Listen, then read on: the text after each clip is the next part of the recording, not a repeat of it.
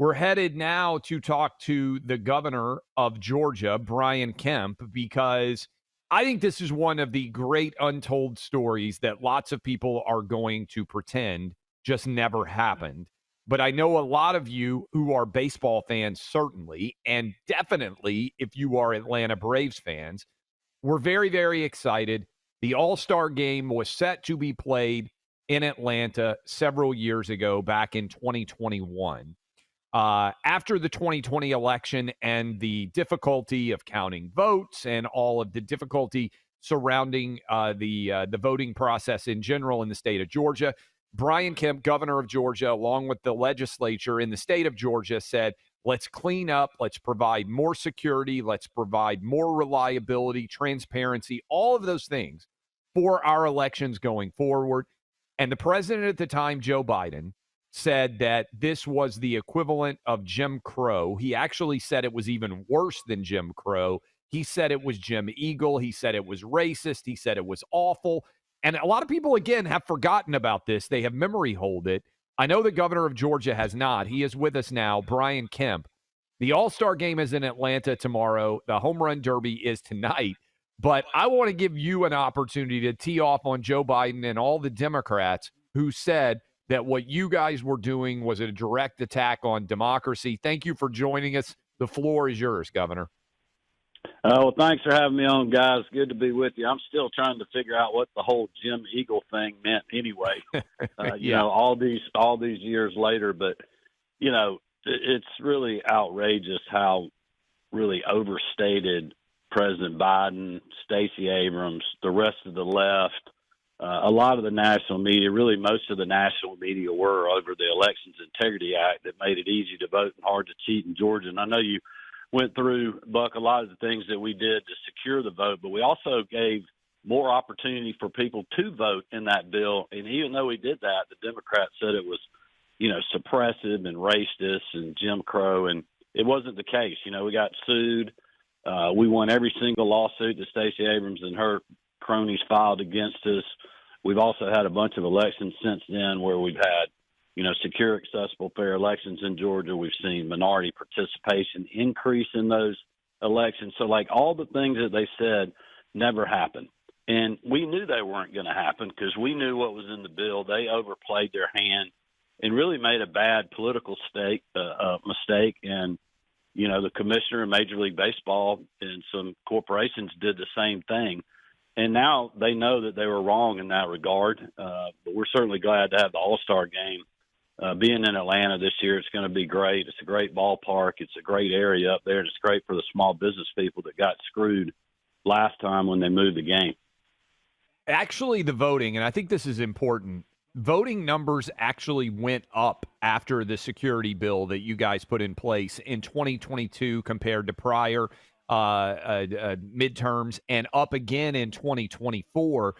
Doesn't it seem like there should be some consequences for all of those lies? I know Trump won Georgia. I know you won big.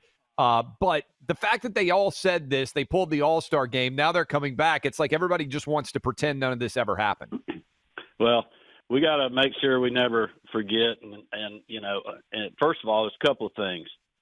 You know, it just shows you when you get political in sports, it always ends up being bad. You know, so one thing that unites people on both sides of the aisle and people that don't even care about politics. So why, you know, drag sporting events in the middle of that? I told the commissioner he was making a mistake that, you know, he already had, you know, the people on the left that were mad at him because he hadn't moved. And then when he pulled the bill, he had made everybody on the right mad. And I said, now you're in the middle of a circular firing squad. You're never going to make the left happy. And, you know, that's just what happened. But we shouldn't have politics in sports, and that was the first big mistake. But the other thing is, it was really one of the first times coming out of COVID where we stood up and said, we are not going to run from our values. It's kind of like the, you know, boys and girls sports argument. You know, finally the right and people, just sane people are standing up and going, enough is enough already. We are not going to be bullied around by a corporate boardroom or Major League Baseball or anybody else. We're going to stand up for what our values are and what we want to do in our state to make sure our elections are secure, but also accessible. And that's really when people started coming after us. We just took the fight right back to them because I knew what was in the bill. We had worked very hard with the legislature to make sure that we addressed the issue, the mechanical issues with the election that we all saw and that we needed to fix, but also making sure that it wasn't suppressive. It wasn't going to keep anybody from voting. And then we had a secure system. And that's what the people want. And we stood up and fought for that and pushed back and didn't bow down. And, there's been a lot of great governors that have done that since then, and a lot of other people that are just saying, hey, enough is enough. And now you're seeing the pendulum start to swing back against all this just craziness in the world. And, Republicans are pretty good at, live and let live and not trying to dictate people's daily lives. But the other side's not. They want to push their agenda on us. And I think it's, for the last several years, including with President Trump and like in my reelection, a lot of other people have been standing up and going, this is what you've gotten and this is not what you want. And it showed at the ballot box over the last couple of cycles. Governor Kemp, it's Buck. Appreciate you being here with us. And look, I'm a Yankee. Don't hold that against me, but who has a particular soft spot for Georgia. I love your state. I do have a complaint, though, which is that we have lost some very winnable Senate seats in Georgia in some recent elections. I know the Democrat Ossoff is going to be up in this next cycle. It's early, but how are you seeing that political landscape? I mean, Trump against Kamala was 51-49 when all things are considered. Georgia's this critical swing state. Do you feel confident that the state Republican Party and just the people of Georgia are going to make the right decision the next time around and we'll pick up a Republican Senate seat? How do you see that?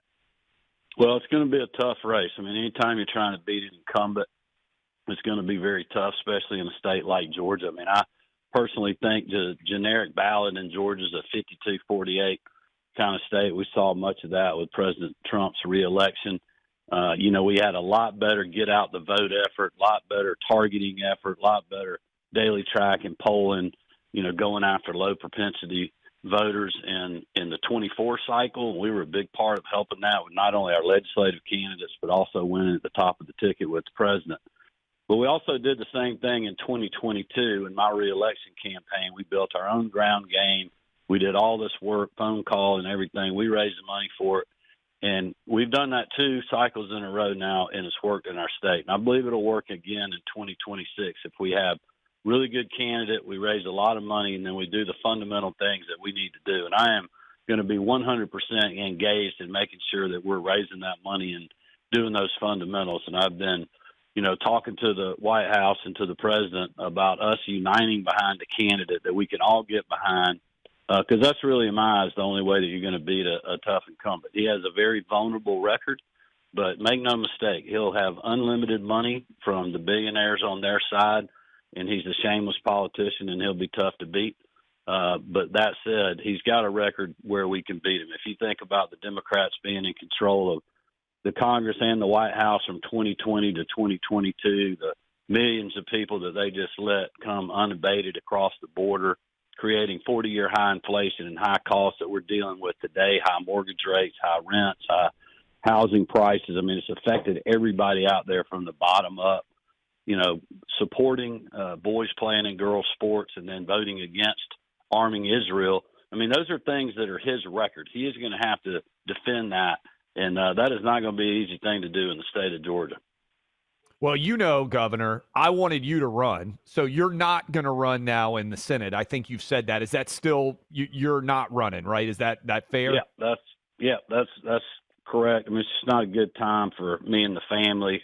I've got a great job now. I want to continue to focus on that. I'm also chairing the Republican Governors Association, so I've committed to raising a lot of money to help reelect and elect Republican governors in the 26th cycle. This year in 25 in New Jersey and Virginia, and then next year we have 36 races. So we have a lot going on. I'm committed to doing that, and very happy where I am. Very flattered that a lot of people wanted me to run, but it's just not a good time for me right now. All right. So do you then, you mentioned the importance of having really good candidates in 26 for both governor and Senate in what will be a huge battleground state, as you said, 52-48 state. Do you anticipate endorsing for the Senate and or the governors? And what would that look like for people out there? What would your time frame look like on something like that? Well, in the governor's race, I'm not getting involved in that right now. I mean, look, I know everybody that's in there. I've worked with them, had a great relationship. We got a great record in the state that we've all done good things to keep our state moving forward. And, so I'm going to let them hash that out, at least for right now anyway. In the Senate race, I've told everybody that's running, people that are thinking about running, that my goal is to try to work and get President Trump and I on the same page of supporting a candidate in the U.S. Senate race, because I think that is the single best way that we could beat John Ossoff. Us being on the same page in the 2024 cycle worked great for helping him win the state of Georgia, helping us hold the state house. We beat an incumbent Democrat in the district that Kamala Harris won in our state and held 3 incumbents in districts that she won. And so we had great success at working together. My goal is for us to do that again in the 2026 cycle, and we're working on that as we speak. What do you think the time frame is on that in terms of trying to pick a guy or gal? Well, I think it's hard to say. I mean, it can't be forever from now, but we still have a little bit of time, being that we're in the middle of the dog days of summer. All right, well, I see you at the All-Star game tomorrow. I'm betting you're going to be there. I am going to be at the All-Star game tomorrow. Appreciate well, the hopefully Atlanta Braves. They're a great organization. They've been very supportive of things that we've been doing in the state. And, really, I know they wouldn't want to be dragged into this whole mess with MLB because they didn't have anything to do with that. And we're just excited for the organization and all the people that put so much work into having a great week in Atlanta. And, it's a great way to showcase that ballpark, and plus the battery around it. It's a great economic impact venue. If you've ever been there, it's incredible. If you haven't, you should go. It's really a cool place to see a ball game and experience some great entertainment outside the ballpark. Amen. I'll be there. Governor, knock it out. We appreciate the time and enjoy the game. Hey, see you guys. Thanks for having me on. Go Dogs. It's Governor Brian Kemp. For those of you who don't know, go Dogs at the end there. The SEC Media Day is underway. Georgia Bulldogs, which, by the way, Buck, your wife would probably not love because she is a Florida Gator, and I think that's one of the great rivalries in all of sports out there, Gators versus Dogs. Look, it said art can imitate life. Take a good crime drama on TV, and how many times do you see where the episode is centered on, hey, is the will there? Is it real? Can we rely on it? This is dramatic oftentimes, but it's also reflective of what happens, unfortunately, when someone passes in real life. Oftentimes there isn't a will. There's not a trust. People don't know what choices you would have made. And my goodness, why not go ahead and solve that once and for all? You likely spend a huge portion of your life trying to make sure that your kids, that your grandkids have the best possible advantages they can have going forward. You do everything to try to help them. But have you thought about what will happen when you're gone? Have you tried to limit the fighting? Have you tried to limit the disagreements? Have you really dove into this? A lot of you haven't. I've got to trust in a will. Buck's got to trust in a will. We want you to take care of this as well by going to trustinwill.com.